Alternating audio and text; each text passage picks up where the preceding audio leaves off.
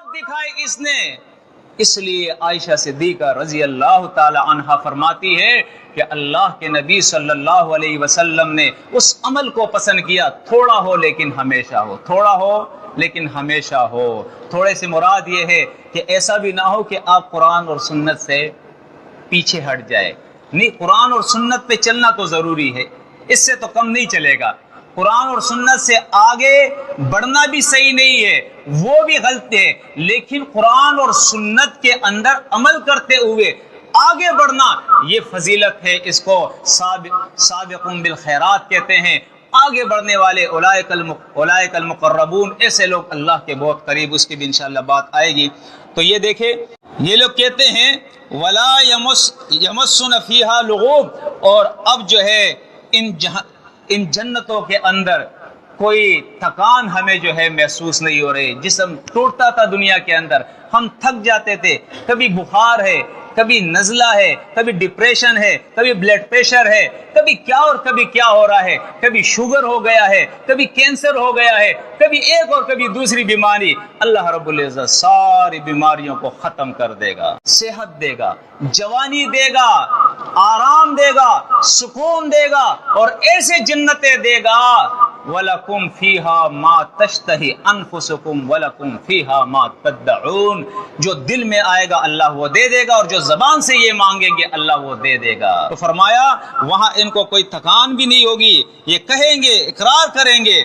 अब आगे अल्लाह फरमाता है जो अल्लाह के साथ शिर्क करने वाले हैं, जो अल्लाह की किताब की आयात का इनकार करने वाले हैं, जो अल्लाह के रसूल की सुन्नतों की मुखालफत करने वाले हैं, जो गुनाहों के काम करने वाले हैं, अल्लाह ऐसे लोगों का जिक्र करता है वल्लज़ीना कफरू लहुम नारु जहन्नमा, इनके लिए जहन्नम की आग है, ला युक़दा अलैहिम फयमूतु, इन पर मौत का फैसला नहीं होगा, मौत हमेशा के लिए ख़त्म हो जाएगी।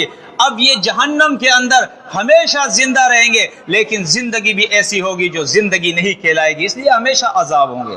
कुरान उसका नक्शा मुख्तलिफ सूरतों के अंदर खींचता है। सूरतुल आराफ के अंदर देखे, इनको लिबास पहना दिया जाएगा, आग का लिबास। क़ुत्तिअत लहुम सियाबुम मिन नारिन, ये कपड़ा हमने पहना है ना, ये कपड़ा नहीं होगा, आग का कपड़ा। अल्लाह फरमाता है आग का कपड़ा काट के इनको सिलाई करके पहनाया जाएगा कि ये लो सूट काटन का तुम्हारे लिए तैयार है, ये सूट पहनो तुम। एक मकाम पे अल्लाह फरमाता है इनके आग, नीचे भी आग होगी और ऊपर भी आग होगी। सूरह निसा के अंदर देखे कि जो कनाते होगी, शोले होंगे, हर तरफ से इनको घेर लेगी, हर तरफ से इन जालिमों को, इन सरकशों को। इसी तरह कुरान कहता है जब ये प्यासे होंगे, इज़्ज़स्तगासु युगासु बिमाइन कल मुहली यशविल वुजूह, ये पानी मांगेंगे कि हमें पानी दे दो, प्यास लगी है, शदीद प्यास लगी है। तो अल्लाह फरमाता है ऐसा खोलता हुआ पानी इनको दिया जाएगा, यशविल वुजूह, जब ये चेहरे के करीब ले जाएंगे पीने के लिए तो इनके चेहरे को भून डालेगा, इतना गर्म होगा। सूरत मोहम्मद के अंदर अल्लाह फरमाता है कि जब ये पिएंगे तो इनके आंखों को, अंतड़ियों को काट देगा, इतना गर्म पानी होगा। कहीं कुरान कहता है इनको शजर ज़क़ूम, इंतहाई सख्त और कड़वा जो है दरख्त, जो जहर की तरह होगा, वो इनको खिलाया जाएगा। लेकिन कुरान कहता है जिससे इनका जिस्म मोटा नहीं होगा, कि ये खाएंगे तो जिस्म मोटा हो जाएगा, ताज़ा हो जाएगा। ना ना ना ना, भूख नहीं उससे बुझेगी इनकी, पानी से इनकी प्यास नहीं बुझेगी। और जब सूरतुल आराफ के अंदर आता है जन्नतियों से ये कहेंगे कि इसमें से, अपने पानी में से थोड़ा बहा के तो हमारे तरफ भेज दो, थोड़ा खाना भेज दो। तो वो जन्नती कहेंगे कि अब अल्लाह रब्बुल इज़्ज़त ने ये खाना पीना जन्नत का तुम्हारे ऊपर हराम कर दिया, ये दुनिया में दे दिया अल्लाह ने, तुमने नाशुक्री की है, अब ये चीज़ें तुम्हें यहाँ नहीं मिलेगी। तो देखिए कुरान ये नक्शा हमारे सामने खींच रहा है। अल्लाह फरमाता है वला युखफ़फ़ु अन्हुम मिन अज़ाबिहा, और ये अजाब इनका ख़त्म तो छोड़े, निकलना तो छोड़े, हल्का भी नहीं होगा, हल्का कम भी नहीं होगा, बल्कि ज़्यादा होता जाएगा। ज़िदनाहुम, कुरान कहता है हम इनके अजाब को बढ़ाते रहेंगे, बढ़ाते रहेंगे, बढ़ाते रहेंगे, कम नहीं होगा।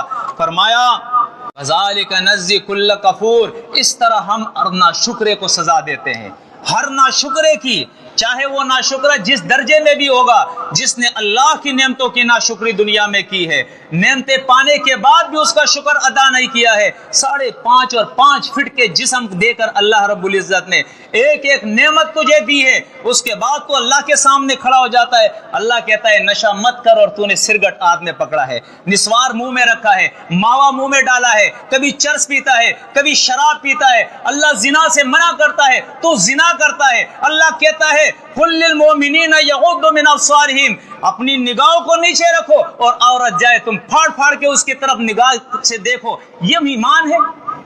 یہ پوچھا جائے گا ایمان کس درجے کے اندر ہے تمہارا؟ قرآن کو مانا ہے یا نہیں مانا ہے؟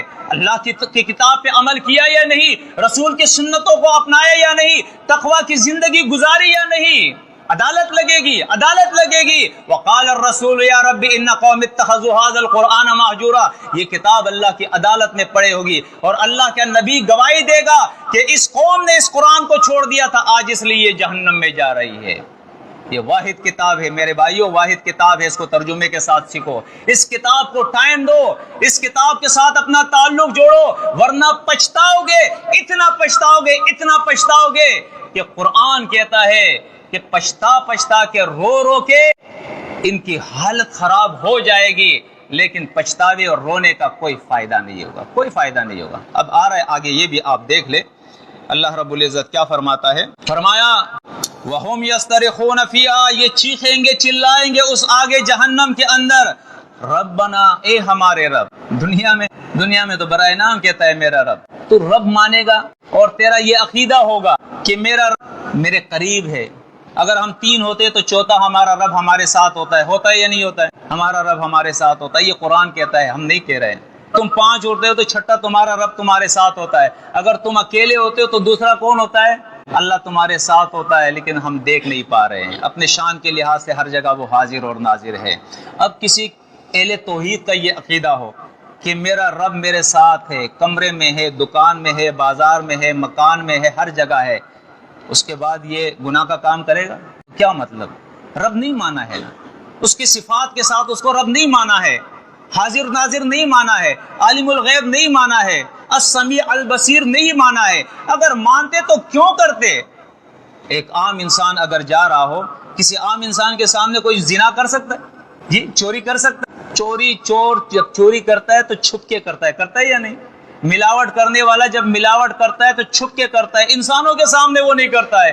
اس وقت اس کا یہ عقیدہ نہیں ہوتا کہ میرا اللہ تو میرے ساتھ ہے، وہ تو دیکھ رہا ہے۔ اگر یہ عقیدہ ہو تو ایسے کام کیوں کرے؟ آپ دیکھیں اس مسئلے کو، بس تھوڑا سا ٹائم شاید جو ہے وہ پھر زیادہ ہو جائے، اس کے لیے میں معذرت کرتا ہوں۔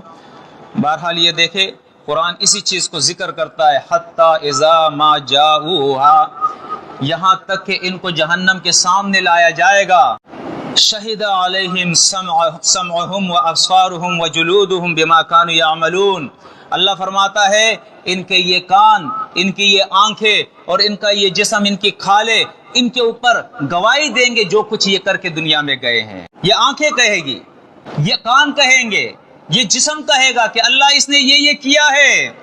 اب جب یہ گواہی دیں گے، وقالو، تو یہ کہیں گے، کیا کہیں گے؟